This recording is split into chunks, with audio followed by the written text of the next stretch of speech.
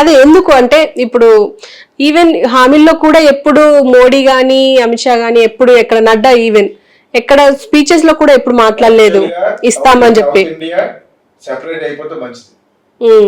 India రెండు కింద విభజిస్తే కరెక్ట్. అవును, సౌత్ ఇండియా నార్త్ ఇండియాకి డెవలప్ చేసినట్టుగా వీళ్ళు చేయరు. ఇక్కడ ఆల్రెడీ సుభిక్షంగా డబ్బులు తినేయడం, సస్యశ్యామలాగా ఉండడం బికాస్ ఆఫ్ అవర్ ల్యాండ్. వాళ్ళు చూడలేరు, ఇక్కడ నుంచి డబ్బులు పట్టుకెళ్ళిపోతారు తప్పితే మనకు డబ్బులు ఇవ్వరు.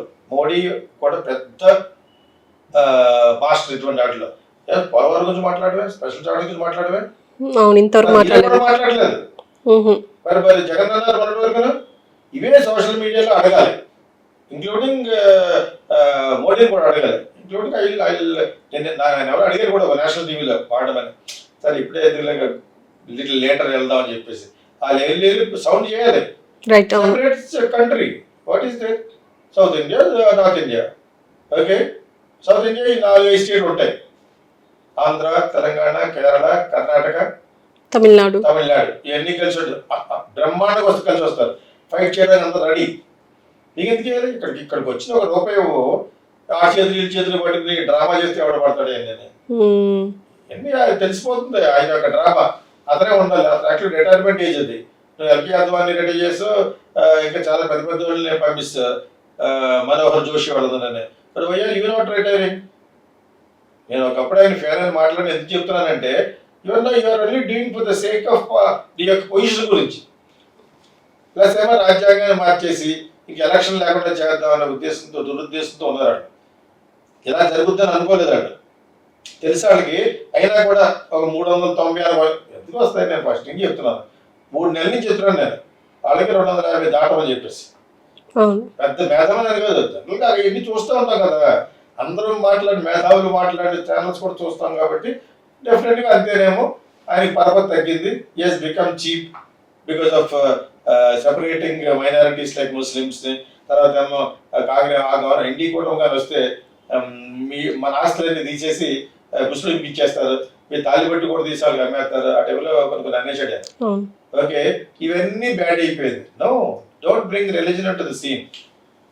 నీ ముస్లిం మీద కోపం ఇంకోలా చూసుకోవాలి కానీ యూ షుడ్ నాట్ బహిర్గతం అయిపోయాడు. అమిత్ షా వదిలితే ఎక్కువ మాట్లాడతాడు, అసలు పార్టీ నిలబడదు. ఎమోషనల్ కూడా కుదరదు కదా. నేను ఉన్నాను కూడా ఎమోషనల్ కదా, నేను ఎందుకు పనిచేయను, నా ఓటు నేను వేసుకోను కాబట్టి. అడిగేదో మర్చిపోతాను ఎవరు కొడియారు.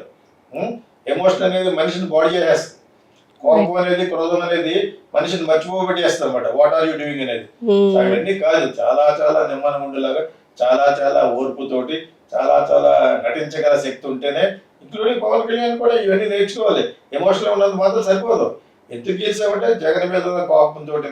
ఈసారి కాపులందరూ కూడా డెఫినెట్ గా గెలిపించాలి అనే దృఢనిశ్చయంగా వచ్చేసారు. ఇతను ఒకే ఇండైరెక్ట్ గా నా ఓన్లీ కాపులు కాదు నాకు అందరూ కావాలి అన్నా కూడా వాళ్ళందరూ కూడా చాలా బాగా చేశారు. దాన్ని నిలబెట్టుకోవాలంటే ఎమోషనల్ గా ఎప్పుడు మాట్లాడాలి? ప్రతిపక్ష హోదాలో కూర్చున్నప్పుడు మాట్లాడాలి. ఏది నిజంగా పాయింట్ సరిగ్గా గవర్నమెంట్ నువ్వు ఉన్నావు, నీకు హోమ్ మినిస్టర్ ఉప ముఖ్యమంత్రి ఇస్తే అయినా కూడా ప్రతిపక్షం ఉండాలి. ఆ ప్రతిపక్షాలు మాట్లాడినప్పుడు కొన్ని మనం చేస్తున్నా ఇది కరెక్ట్ కాదు, ఈ విధంగా చేయాలి అని అడగాలి. అంటే పాసిబుల్ అవుతుందంటారా సార్? ఒకవేళ నేర్చుకోవాలి, ఎనీథింగ్ నేర్చుకోవాలి. ఇప్పుడు అతనికి ఇంటర్మీడియట్ చదువుకున్నాడు, పొలిటికల్ సైన్స్ తెలియదు అతనికి, పొలిటికల్ అడ్మినిస్ట్రేషన్, పొలిటికల్ సైన్స్ చదువుకోవాలి. ఎలాగంటే కోపపడకూడదు, కోపపడితే నీకు చదువు లేదు, నేర్చుకోవాలి. What is there? I'm an expertise in film direction, screenplay writing. ప్రపంచంలో ప్రతి సినిమా గురించి మాట్లాడగలను. అయినా నేనే ఇంకా నేర్చుకుంటూ ఉంటాను night time with any video. What is because I also don't everything. Non linear writing లో కొత్త వచ్చేసినాయి ఇప్పుడు, new way of telling the stories అర్థం చేసుకుంటారు కదా. So we have to according గా అస్టిమేట్లు నేర్పాలి. అంటే నేర్చుకోవడం తప్పే ఉంది. అలాగే Pavan Kalyan must learn politics, administration. Home minister ఏం చేస్తాయి మొత్తం? హోమ్ మినిస్టర్ అంటే ఆల్మోస్ట్ చీఫ్ మినిస్టర్ లాగా, లా అండ్ ఆర్డర్ మొత్తం అతని చేతిలో ఉంటాయి. ఓకే, పేరుకి హోమ్ మినిస్టర్ ఇచ్చి సబితా రెడ్డి ఆవిడ కూడా నా ఫ్రెండే పాపలా అనుకోవడం కదా, ఆవిడ పెట్టి ఆవిడ ఏమైనా చేయలేదు కేసీఆర్. అది వేస్ట్ పడాలి. విద్యాశాఖ మంత్రి సార్ విధి కాదు, అంత ముందు ఒకసారి హోమ్ ఇచ్చారు. అవునా? ఓకే, ఇచ్చి ఆవిడ మంచి ఆవిడ యాక్షన్ కదా, నైస్ ఇన్ పర్సన్. ఆవిడ వాళ్ళ అబ్బాయి ఇంకా కొంచెం టకాబుక్కలు తన్నవాడు అనమాట. ఆవిడ మటుకు చాలా సౌమ్యంగా వెళ్ళిపోయి టైప్, మనకెందుకు పెద్దవాళ్ళు ఏం చెప్తే అలా పోదాం అనుకునే టైప్, అందుకని ఆవిడకి ఇచ్చారు. ఆ విధంగా ఇతన్ని వాడుకున్నా తెలిస్తే మనవాడు రెచ్చిపోతాడు. పౌరుషం ఉంది. పౌరుషం పోయే ముందు, పౌరుషానికి పోయి మాట్లాడే ముందు నీకు సబ్జెక్ట్ తెలియాలి. ఇది చేయొచ్చు నువ్వు గవర్నమెంట్లో ఉంటూ. ఉప ముఖ్యమంత్రికి ఉండదు. ఉప ముఖ్యమంత్రికి అన్ఫార్చునేట్ గా మన సదర్ స్టేట్ లో వాల్యూ లేదు, ఏదో నామక వస్తే. అయినా కూడా రేవంత్ రెడ్డి వాళ్ళు ఒక లెవెల్ కి బట్టి విక్రమార్క ఒక లెవెల్ కి ఇచ్చారు. అంటే బట్టి విక్రమార్క ఎక్స్పీరియన్స్ కాంగ్రెస్ పర్సన్ కాబట్టి. యాక్చువల్గా చెప్పాలంటే బట్టి విక్రమార్క కాంగ్రెస్, రేవంత్ రెడ్డి తెలుగుదేశం కదా. అయినా కూడా రేవంత్ రెడ్డి క్యాపబుల్ పర్సన్. అయినా అతనికి కూడా ఒక ఛాన్స్ ఇచ్చేటట్టుగా వెనకాల గెంటుతూ ఉంటారు. ఇంటికి వెళ్ళి కానీ బట్టి విక్రమార్కి ఆల్రెడీ సీఎం వాళ్ళు అడిగి అంటూ ఉంటారు. తెలుగుదేశంకి అంత డబ్బుకి అంత ఇంబ్యాలెన్స్ ఉంటే కుదరదు. ఎందుకంటే అంత ఇంబ్యాలెన్స్ ఉంటే ఐటమ్ కూడా ఒప్పుకోవాలి కదా, ఉన్న సీట్లు కూడా పోతాయి. సో ఆ విధంగా ఉప ముఖ్యమంత్రికి వాల్యూ ఈ మధ్యన ఇచ్చింది కొంచెం బట్టి విక్రమార్క. అది కూడా ఎవరు ఇక్కడ ఉప ముఖ్యమంత్రి అయినా కరివేపాకులాగా. ఇక్కడ ఎవడో ముస్లింలు కూడా అంతకుముందు లాగే తెలియదు తెలంగాణలో. ఉప ముఖ్యమంత్రి అసలు పిల్లరింటికి కూడా ఏం జరుగుతుందో కూడా తెలియదు. అంతే ఉప ముఖ్యమంత్రి పెట్టుకుని నువ్వు సర్దా పడిపోయావంటే మిస్టర్ పవన్ కళ్యాణ్ దెబ్బైపోతావు. హోము కూడా తీసుకుని నువ్వు పూర్తి ఇన్వాల్వ్మెంట్ అవ్వాలంటే నీ బ్యూరోక్రాట్స్ నేను రానివ్వను అంటున్నాడు చంద్రబాబు నాయుడు గారు. బ్యూరోక్రాట్స్ నేర్చుకోవచ్చు, you can still learn from that. అంత మొత్తం కంటెంట్ చేసే అవసరం లేదు. జగన్ పాలనలో ఉన్న బ్యూరోక్రాట్స్ కట్ చేసేసి మీరు సొంతంగా పెట్టుకుని మీరు చెప్పినట్టు వాళ్ళు చేయమని. బ్యూరోక్రాట్స్ సొంతంగా ఏం చేయరు, సొంతంగా వాళ్ళు ఏం చేయరు. నువ్వు చెప్తే చేస్తారు, కాకపోతే ఏమేమి చేయొచ్చు ఏమేమి చేయకూడదు చెప్తారు వాళ్ళు. నీకు అర్థమైందా? కొంతమంది టఫ్గా ఉంటారు. నువ్వు ఎంత పెద్ద పాత్ర ఇచ్చినా కూడా నేను సంతకం పెట్టంటారు. నాకు పేర్లు ఎందుకు కానీ నా వైఎస్ రాజశేఖర టైంలో నేను ఒక ఆవిడతో ఎక్స్పీరియన్స్ అయినారు. ఆవిడ లేనప్పుడు ఈవిడ కింద నలుగురు ఉంటారు అనమాట ఇండస్ట్రీస్ డిపార్ట్మెంట్లో. ఆవిడతో పెట్టేసేసారు ఆ ఐఏఎస్ ఆఫీసర్లో. గవర్నమెంట్ మారిన తర్వాత ఆవిడ వెళ్ళిపోయి చేయలేదు.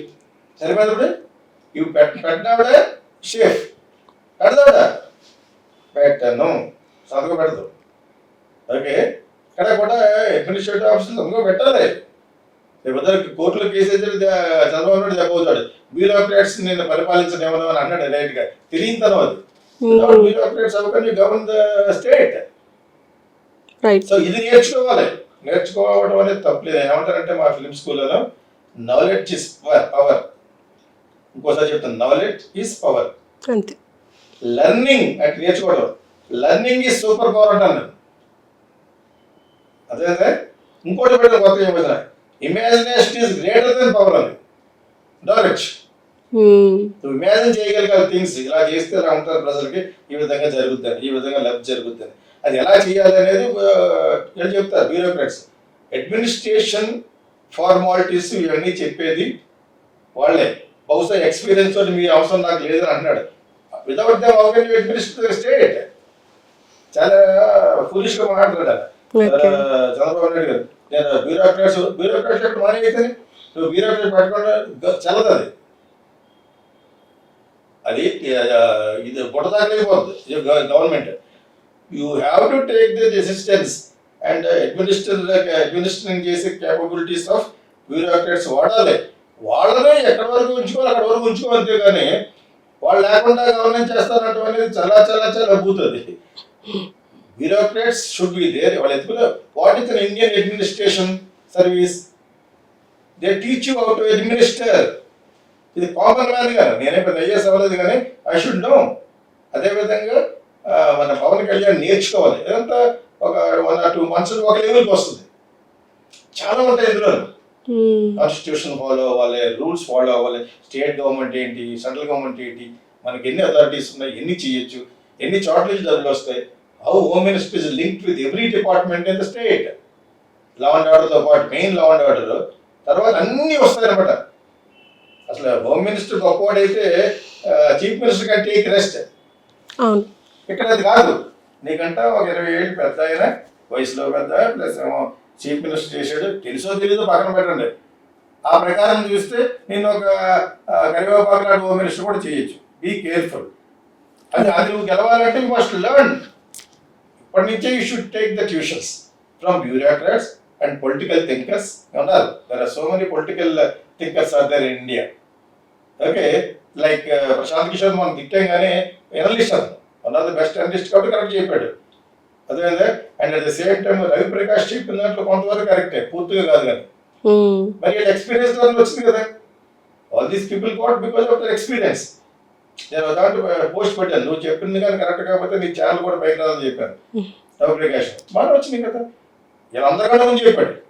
అవును, కానీ ఇది ఇంత తక్కువ చెప్పలేదు, మరీ ఇంత 10 సీట్లు మనకి బేవర్స్ ఫిగర్ చెప్పలేదు. అతను ఒక లెవెల్ చెప్పాడు, అంత ఫుల్గా కరెక్ట్ కాదు.